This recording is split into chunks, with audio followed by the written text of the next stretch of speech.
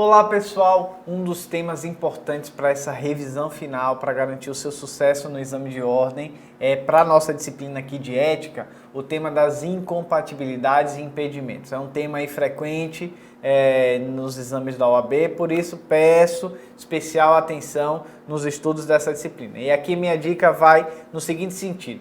Lembre-se sempre que incompatibilidade é aquela situação prevista em lei em que o advogado, quando se encontra naquela situação, ele não pode exercer a atividade da advocacia. Essa incompatibilidade ela pode ser de caráter permanente ou de caráter transitório, temporário.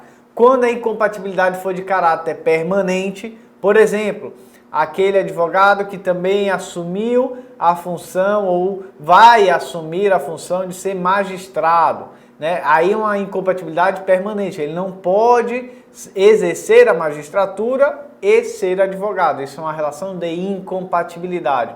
Quando ela for permanente, como esse exemplo que eu dei aqui agora, o magistrado terá então que promover o cancelamento da sua inscrição na Ordem dos Advogados do Brasil. E existe aquela situação que é da incompatibilidade temporária, que é por um certo período de tempo o advogado vai assumir algum tipo de função que a legislação entende como incompatível com o exercício da advocacia. Por exemplo, ser chefe do Poder Executivo, aquele advogado que é eleito prefeito de uma cidade ou advogada que é eleito governadora de um estado, por ser chefe de um poder executivo, durante o exercício do mandato, ela estará em situação de incompatibilidade. Durante aquele período, ele estará então licenciado do exercício da advocacia e não poderá exercer qualquer prática da advocacia, mesmo em causa própria, viu? Não esqueçam disso. Essas são as situações de incompatibilidade.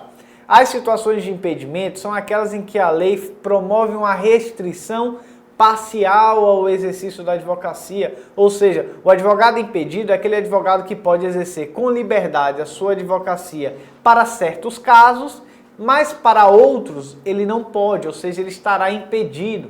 Por exemplo, a legislação estabelece que membros do Poder Legislativo, um vereador, um senador, um deputado, por exemplo, ele, quando é advogado, ele estará impedido de exercer a advocacia contra pessoas de direito público, né? Então, empresas públicas, entrar com ação contra o Estado, contra o município, contra concessionários e por aí vai. Ou seja, ele pode exercer a advocacia para certas coisas, mas para outras ele estará impedido. E aí a dica especial, lembre-se bem, quando o advogado ele é membro do Poder Legislativo, ele está impedido, como regra.